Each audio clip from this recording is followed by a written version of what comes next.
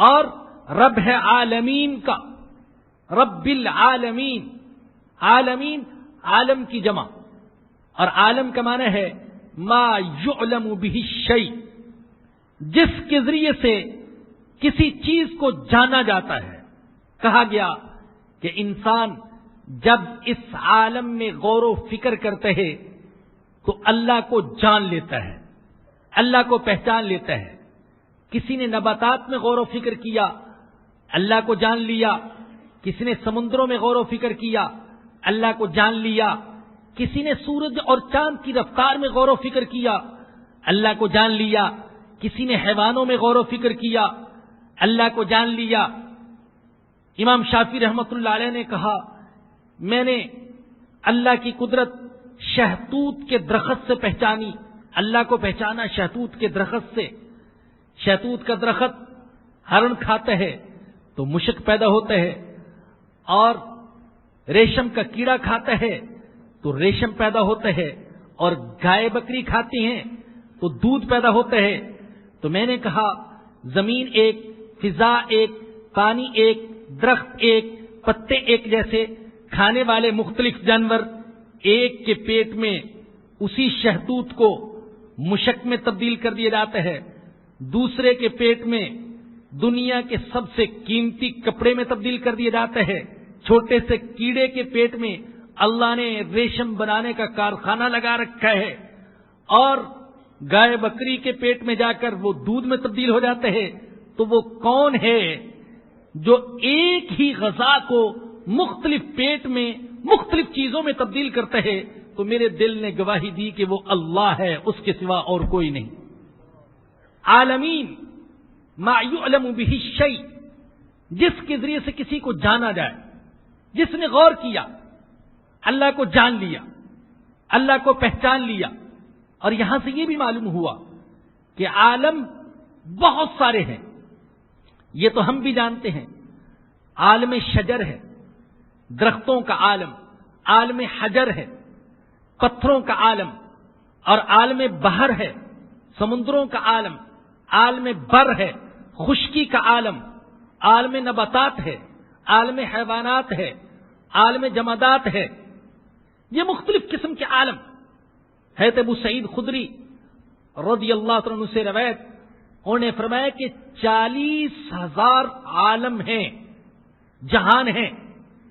اور امام قرطبی رحمت اللہ علیہ نے لکھا کہ 80,000 عالم، آج سے پہلے کا انسان جب یہ 40,000 اور 80,000 عالم کے الفاظ سنتا تھا تو اسے تعجب ہوتا تھا، لیکن آج کے انسان نے جب دنیا کا کونا کونا چھان مارا اور فضاؤں میں پہنچا اور سمندروں میں پہنچا اور افلاک پر کمندیں ڈالی، تو آج کے انسان نے گواہی دی کہ عالم تو بے شمار ہیں، 80,000 سے بھی زیادہ ایسے عالم جہاں تک ابھی انسان کی رسائی نہیں ہو سکی ہے۔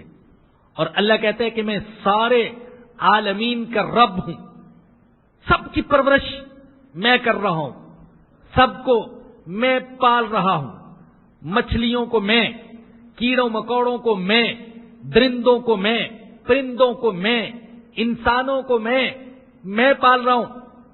جتنی غذا انسان کھاتے ہیں اتنی غذا سے لاکھوں گنا، کروڑوں گنا زیادہ غذا دوسرے حیوان کھاتے ہیں، اور انسان تو غذا کے لیے 2 وقت کی روٹی کے لیے مارا مارا پھر رہا، ذخیرے کر رہا ہے، بینکوں میں جمع کر رہا ہے، بڑے بڑے اسٹور بنا رکھے۔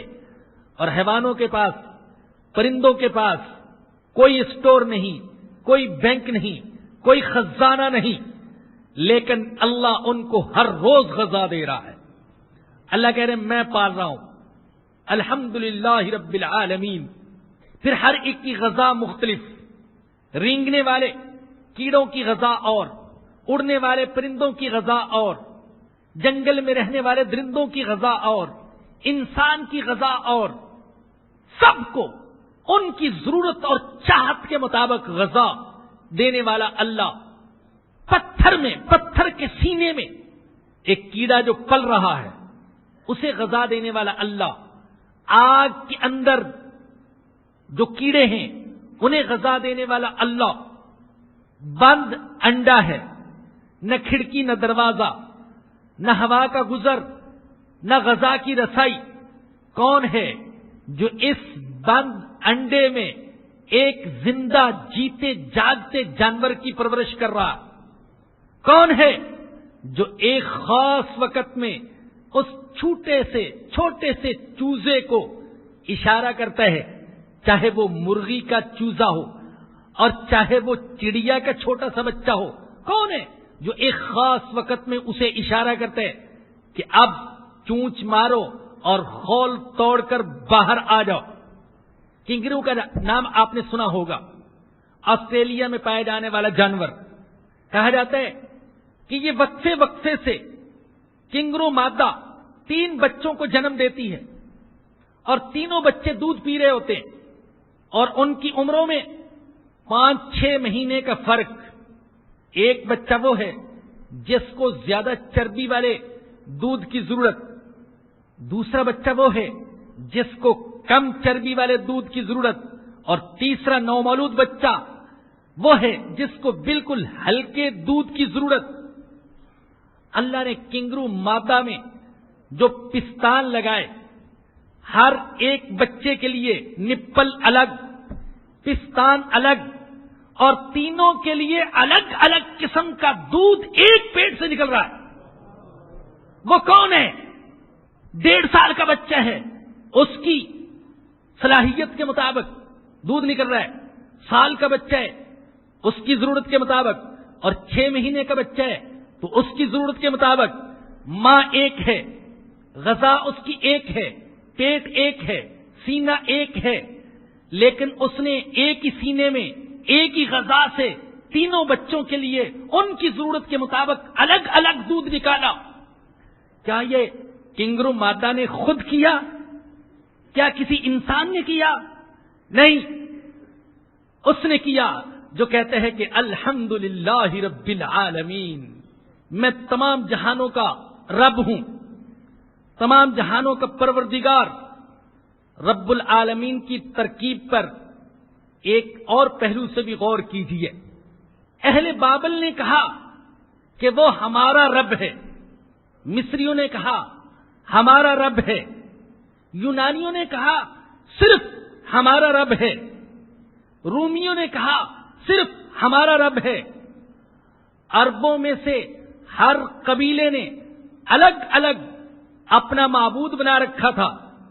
یہود جیسی حاملے کتاب قوم، تورات کے ماننے والی، موسیٰ علیہ السلام پر ایمان لانے والی، انہوں نے اللہ کو خاندانی خدا بنا دیا جس نے ساری کائنات کو صرف بنی اسرائیل کے لیے پیدا کیا۔ عیسائیوں نے کہا وہ 3 میں سے تیسرا ہے۔ ہندوؤں نے اللہ کو لاکھوں اوتاروں میں تقسیم کر دیا۔ ایرانیوں نے کہا خیر کا خالق اور شر کا خالق اور، ایک کو اہرمن کہا، ایک کو یزدان کہا، لیکن قرآن کہتا ہے نہیں، وہ ایک ہے اور سب کا رب ہے۔ رومیوں کا رب بھی وہی، یونانیوں کا رب بھی وہی، چینیوں کا رب بھی وہی، عربوں کا رب بھی وہی، اور اجمیوں کا رب بھی وہی، مسلمانوں کا رب بھی وہی اور کافروں کا رب بھی وہی، انسانوں کا رب بھی وہی اور حیوانوں کا رب بھی وہی۔ یاد رکھیے قرآن میں یوں تو آیا رب الناس قل اعوذ برب الناس، قرآن میں یہ بھی آیا رب المشرقین ورب المغربین، رب المشارق والمغارب، ساری مشرقوں کا رب، ساری مغربوں کا رب۔ یہ بھی آیا رب السماوات والارض، سارے آسمانوں کا رب، ساری زمینوں کا رب۔ یہ بھی آیا رب کل شیء، ہر چیز کا رب، لیکن قرآن میں ایک بار بھی نہیں آیا رب المسلمین، رب المؤمنین، رب المتقین، یہ ایک بار بھی نہیں آیا۔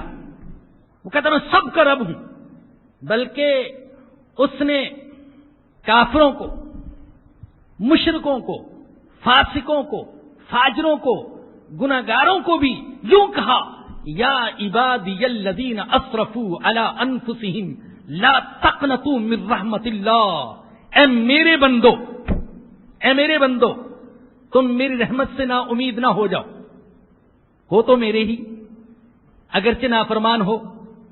بیٹا اگر باپ کا نافرمان ہو تو کیا باپ اور بیٹے کی نسبت ختم ہو جائے گی؟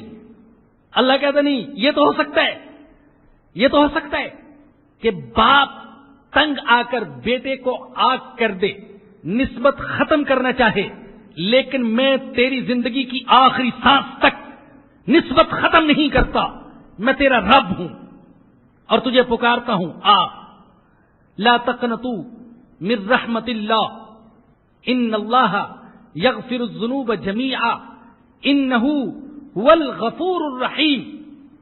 الحمد للہ رب العالمین، تمام تعریفیں اللہ کے لیے جو سارے عالموں کا رب، سارے جہانوں کا رب، الرحمن الرحیم، بے حد مہربان، بے انتہا رحم کرنے والا۔ اس کائنات میں جو چیز سب سے زیادہ کار فرما ہے وہ رحمت ہے۔ ربوبیت کا انحصار بھی رحمت پر ہے۔ قرآن کریم میں الرحمن یہ صفت 57 بار آئی ہے اور الرحیم 95 بار آیا ہے، دونوں مبالغے کے صیغے۔ الرحمن کا معنی بھی بہت زیادہ مہربان، الرحیم کا معنی بھی بہت زیادہ رحم کرنے والا۔ بعض علماء نے دونوں میں فرق یہ بیان کیا کہ رحمان وہ ہے جو رحمت کی صفت کے ساتھ متصف ہے، اور رحیم وہ ہے جس سے رحمت کا فعل صادر ہو رہا ہے۔ اور بعد نے کہا کہ رحمان کا لفظ اس کی رحمت کے عموم پر دلالت کرتا ہے، اور رحیم کا لفظ اس کی رحمت کے خصوص پر دلالت کرتا ہے۔ وہ رحمان ہے مومن اور کافر، عالم اور جاہل،